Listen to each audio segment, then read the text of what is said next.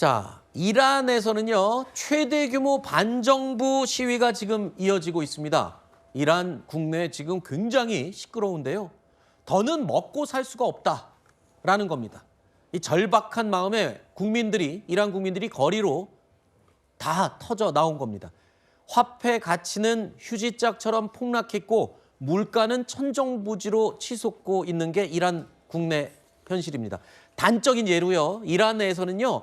커피 한 잔을 사 먹으려면 포대자루 가득 지폐를 다 담아서 짊어지고 가도 사 먹기가 힘들 정도라고 합니다. 살인적인 물가와 이 폭락한 화폐 가치 때문인데요. 결국 이 나라를 이 모양으로 만든 사람이 누구냐? 바로 현재 최고 지도자 하메네이가 나라를 이렇게 경제를 파탄으로 몰아넣었다라고 국민들은 생각하고 있습니다. 민심이 폭발한 거죠. 반정부 시위가 지금 2주를 넘어가고 있습니다. 이란 시위의 이면에는요. 국민보다 외부 분쟁에만 쓰인 돈이 더 많다. 자, 여기에 대해서 특히 MZ와 이란 젊은 세대들의 분노가 폭발했습니다. 이란 지금 그 젊은 세대들도 하는 얘기가 그겁니다. 아니, 좀 돈이 없다고 하지 말고 돈이 있는 걸 좀 제대로 써봐라. 그게 무슨 말이냐면 돈이 있는데 그 돈을 어디다 쓰느냐. 하마스, 헤즈볼라, 시리아 이런 데다 돈을 다 쓰지 않았느냐. 미사일 만들고 좀 그거 하지 말고 그거 우리를 좀 풀어봐라. 이 얘기를 하고 있어요. 자, 이란의 젊은이들이 모두 들고 일어난 건데 지금 사태가 진정될 기미가 안 보여요. 뭐 옛날로 치면 일종의 밀란이라고 해야 될까요? 그 정도 수준이군요. 지금 상황이 더 심각해지고 있는 것 같습니다. 특히 지금 뭐 미국 트럼프 대통령이 이란 관련해서 굉장히 뭐 여러 가지 발언들을 내놓고 있기 때문에 오히려 지금 상황이 점점 더 나빠지고 있는 것이고 특히나 지금 이란 정부에서는 2022년도에 그때도 민주화 히잡 시위가 있었거든요. 그때도 이제 어떻게 하다가 지나갔는데 이번 시위 같은 경우에는 그전에는 참여하지 않았던 상인들이 참여를 해서 이란 정부가 더 곤혹스러워한다는 거예요. 예전에 이제 젊은 사람들, 대학생들까지 했다면 실제 이제 약간 어떻게 보면은 조금 뭐 중산층이라고 할 수 있는 상인들까지 이 시위에 가세했기 때문에 아무래도 지금의 시위 이 이란의 이런 상황들이 쉽게 끝날 것 같지는 않습니다. 네. 이란 경제가 이렇게 파탄이 난 것은 물론 신정 정치에만 몰두했던 하메네이의 탓도 있죠. 먹고 사는 문제는 집어치고 맨날 신정 정치만 강조했던 하메네이 책임이 큽니다. 그런데 그것 말고도 미국의 경제적 압박, 제재가 아주 큰 몫을 차지했습니다. 이 와중에 트럼프 대통령이요. 이란 내의 혼란을 본인이 수습하겠다며 또 나섰습니다. 압박 수위를 높여가고 있는 건데요. 이란과 거래를 하는 나라에 대해서는 내가 관세 25% 때릴 거야. 관세 폭탄을 또 들고 나왔습니다.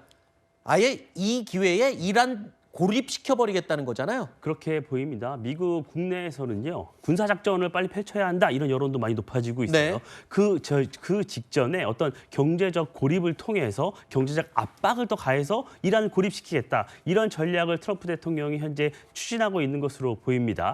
그런데요. 이 부분은요. 이제 이란만 결부된 게 아니고 이란은 중국의 주요한 이런 원유 수출국입니다. 베네수엘라도 마찬가지였죠. 그러니까 트럼프 대통령은 신정체제를 종식하고 친미 정권을 이란에 수립하는 이 목표가 있는 것이고 그 이후에는 어떤 중국을 견제하는 그 공급망제편 그것까지 내다보고 있는 트럼프 대통령의 전략이다. 이렇게 보시면 됩니다.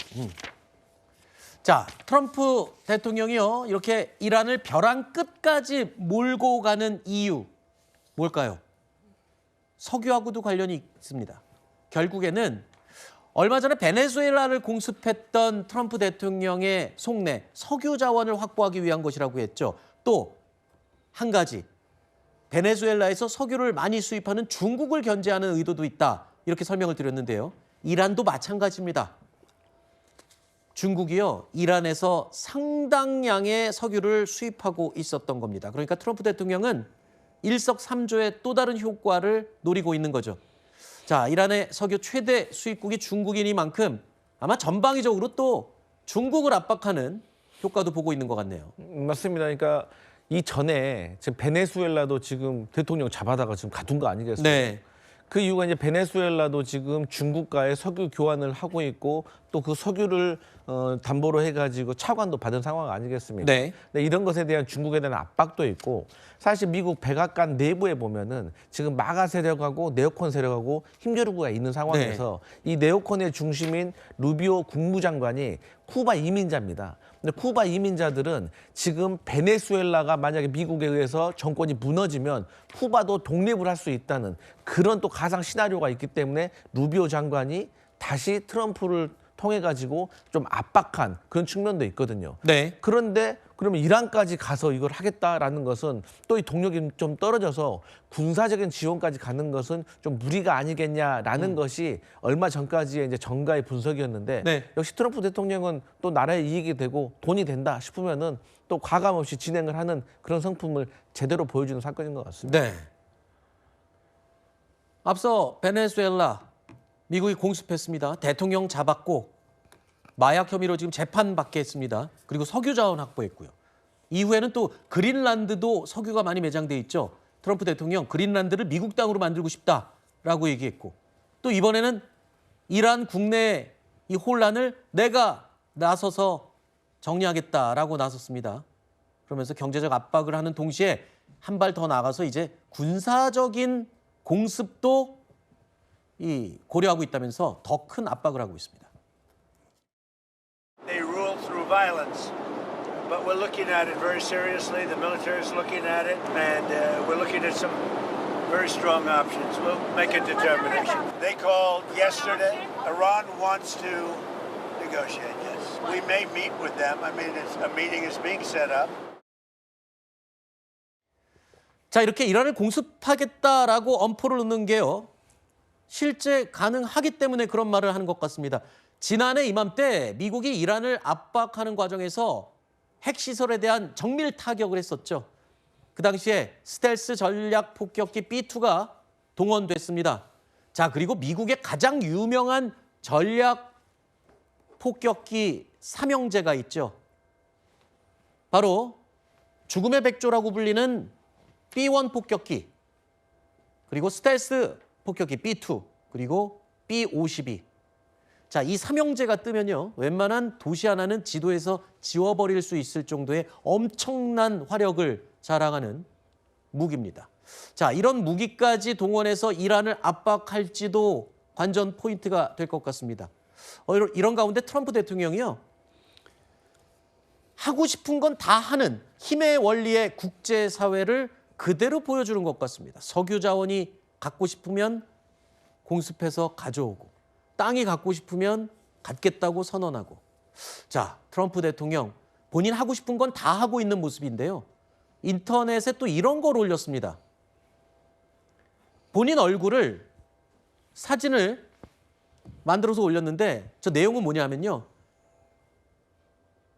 내가 베네수엘라 대통령이다 라는 그림을 올린 겁니다.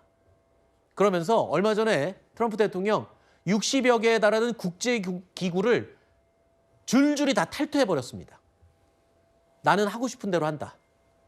그러면서 다른 나라가 볼 때는 석유 갖고 싶으면 석유 가져가고, 내정 간섭하고 싶으면 내정 간섭하고, 뭐 공습하고 싶으면 막 비행기 보내서 공습하고, 하고 싶은 거 다 하는 것 같습니다. 사실 지금 트럼프의 미국을 보면은 상당히 좀 두렵습니다. 네. 그러니까 지금 유엔이나 뭐 이런 것도 엄청나게 압박을 하고 있고요. 특히나 지금 트럼프 대통령이 저 사진, 자기가 이제 그 베네수엘라 임시 대통령이다, 이 사진을 올렸는데 국무부 있잖아요. 우리나라 기준으로 외교부인데 외교부가 아메리카 대륙 전체가 그 성적으로 뒤덮여 있는 사진을 공식 트위터에 올렸어요. 그러니까 그런 걸 보고 야, 이게 뭔가, 지금 우리가 베네수엘라 공격하기 전까지는 트럼프 대통령이 파나마우나 우리 거다, 캐나다 뭐 우리의 주다, 그리고 그린란드 합병해야 된다, 이런 얘기를 했는데 잘 안 들었는데 지금 베네수엘라 공격하고 나서 그런 것들이 다 실현 가능한 것이 아닌가, 이렇게 지금 두려움이 들 정도인데, 지금 앞으로 이제 국제 정세가 굉장히 지금 격변하고 있다. 대한민국도 선택을 잘해야 된다, 이런 생각이 듭니다. 알겠습니다.